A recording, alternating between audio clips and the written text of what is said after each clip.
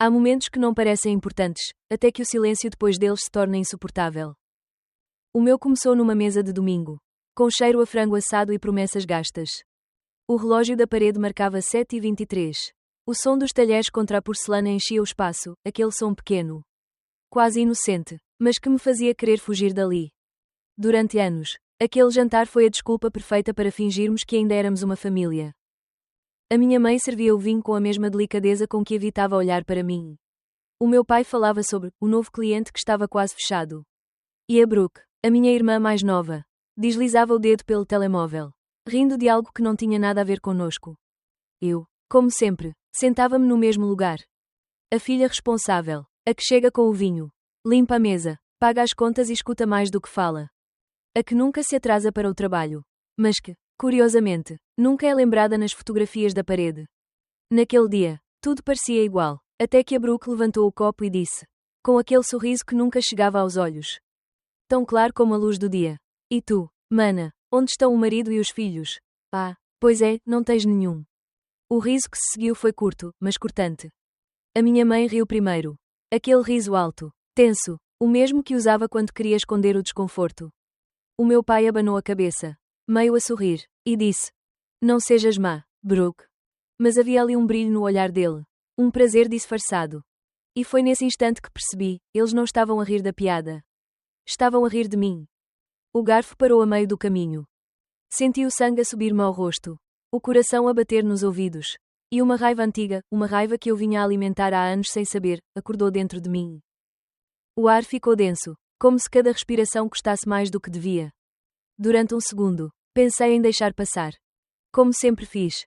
Mas, dessa vez, alguma coisa em mim disse, não. Baixei o garfo devagar, olhei a minha irmã nos olhos e disse, com voz calma, quase doce: "E tu, Brooke, onde está o teu dinheiro?" "Ah, certo. Tenho sido eu a sustentar-te, até hoje." Silêncio. Um silêncio que pesou mais do que qualquer grito. A minha mãe ficou imóvel, com o guardanapo suspenso a meio do ar. O meu pai desviou o olhar, sem saber se devia zangar-se ou fingir que não ouviu. E a Brooke ficou sem palavras, pela primeira vez desde que me lembro dela. A sala parecia encolher, o som do relógio da parede tornou-se ensurdecedor. Cada tic-tac lembrava-me os anos que eu tinha perdido a tentar comprar o amor deles com transferências bancárias e, está tudo bem, ditos a engolir lágrimas. Levantei-me devagar, deixei o talher pousado no prato. O cheiro do frango, o vinho na taça, a luz amarela sobre a mesa, tudo parecia uma fotografia antiga. E pela primeira vez, eu estava pronta para sair do enquadramento. No carro, a caminho de Seattle, a chuva batia no vidro como se quisesse acompanhar o meu pulso acelerado. Não chorei. Não gritei. Apenas conduzi, sentindo o peso do que tinha acabado de acontecer. Porque, no fundo, eu sabia, aquele silêncio não era o fim de uma conversa.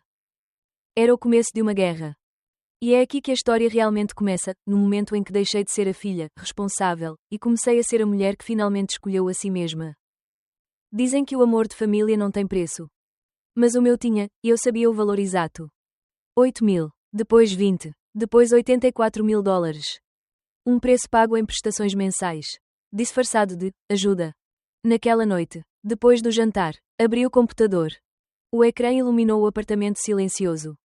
Cada linha no extrato bancário era um lembrete, um pedido, uma desculpa, uma promessa que nunca voltaria. Mensalidade da Brooke. Empréstimo do pai. Medicamentos da mãe. Durante anos, cada transferência foi um "eu amo-vos" que ninguém ouviu.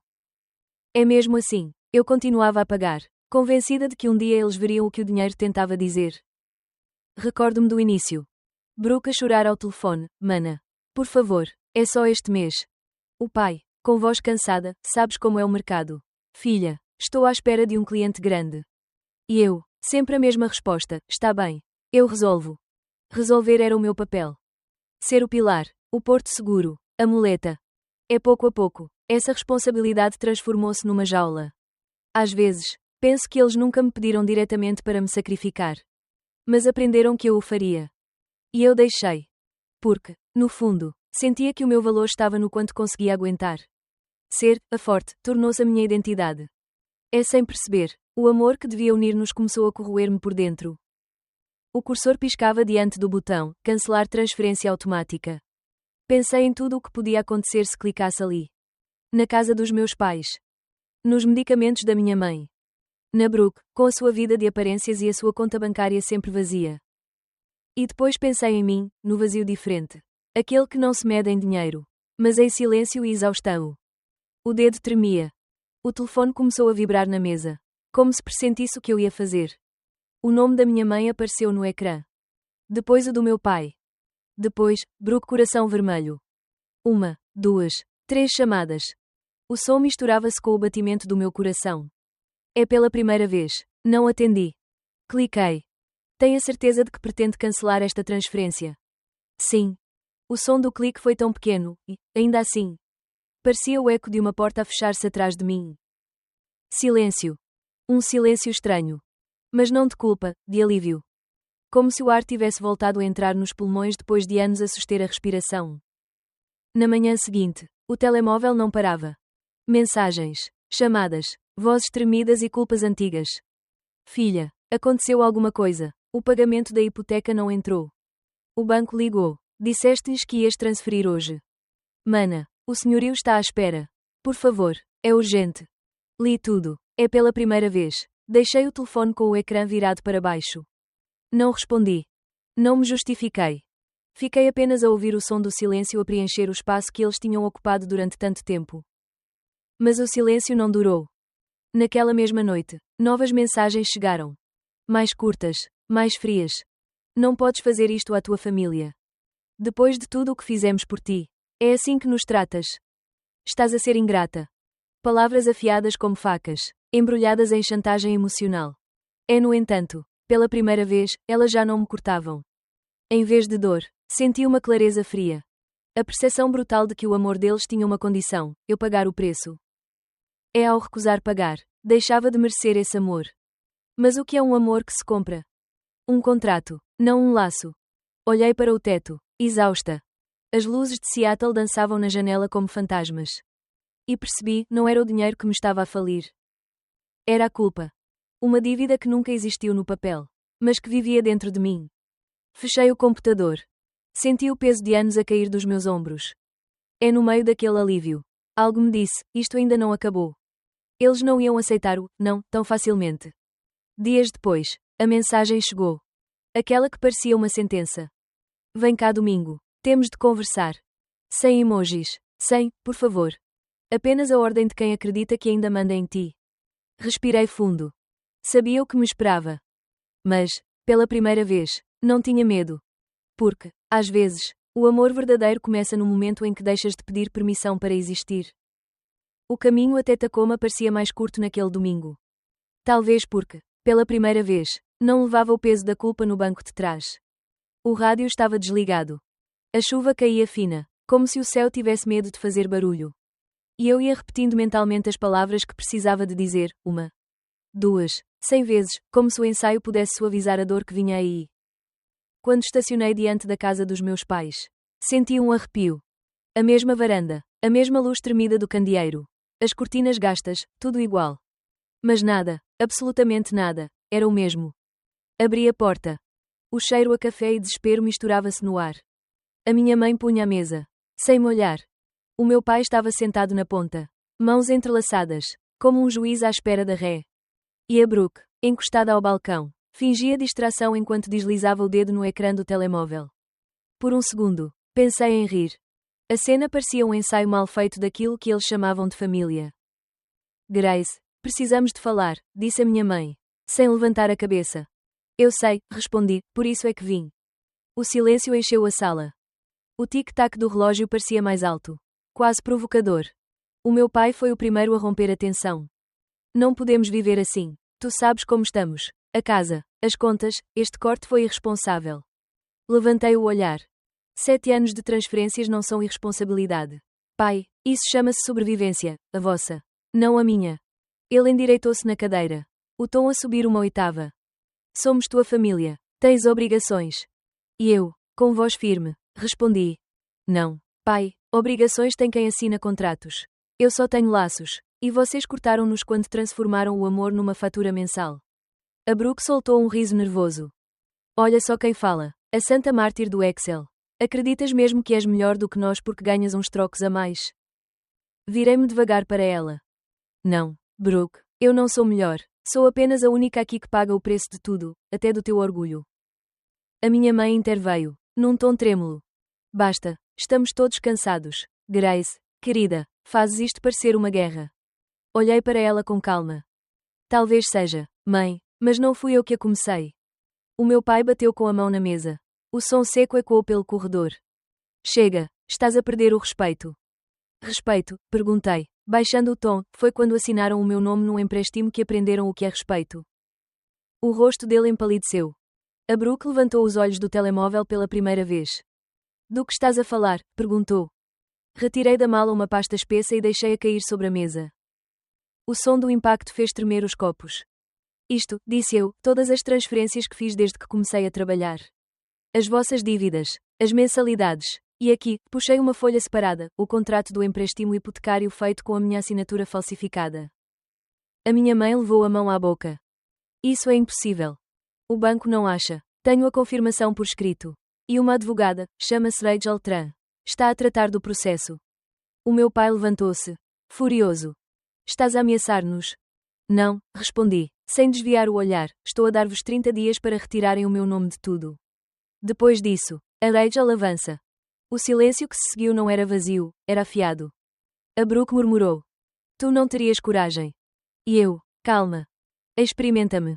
A minha mãe começou a chorar.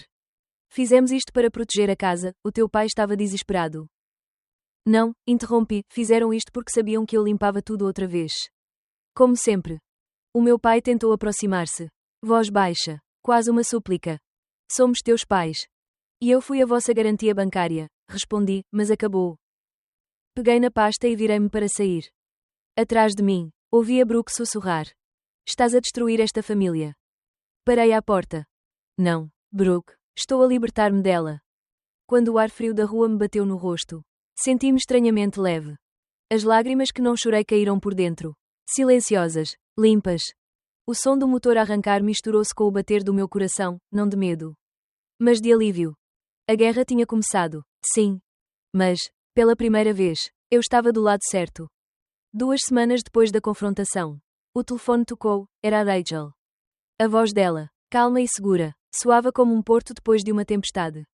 Grace, o banco confirmou. A assinatura foi falsificada. Já não és responsável por nenhuma dívida. Estás limpa. Estás limpa. 2 palavras simples. Mas senti como se tivesse sido lavada por dentro, como se anos de culpa e medo tivessem finalmente sido enxaguados. Por um momento, não consegui responder. O silêncio do outro lado era sereno. É pela primeira vez. Percebi o que significava paz. Mas a paz, aprendi, raramente vem sem perdas. Nessa mesma noite, enquanto navegava pela internet, vi algo que me fez parar. Uma fotografia familiar, o velho alpendre de madeira. O jardim que eu própria pagara para reparar. E um letreiro vermelho no canto inferior, à venda. O preço era menor do que o valor sentimental, mas maior do que qualquer perdão possível. A casa dos meus pais estava oficialmente no mercado. O lar que eu salvara tantas vezes, agora era um número numa lista. Olhei para a imagem e não senti raiva. Senti inevitabilidade. Quando uma casa é construída sobre dívidas e segredos, mais cedo ou mais tarde, desaba. E talvez fosse melhor assim. 2 dias depois, recebi uma mensagem da minha mãe. Um último jantar antes de deixarmos a casa. Por favor, vem. Lia várias vezes. Por favor, era a primeira vez em muito tempo que aquela palavra vinha deles. Não por exigência, não por manipulação. Por fragilidade. Aceitei. O dia estava cinzento quando cheguei. O portão rangia. As janelas estavam cobertas de pó. Por dentro, a casa cheirava a despedida. As paredes nuas, as caixas empilhadas, o relógio da sala, o mesmo que sempre marcara o ritmo dos nossos silêncios, já não batia. Parei diante dele e pensei, talvez o tempo também tenha decidido parar aqui.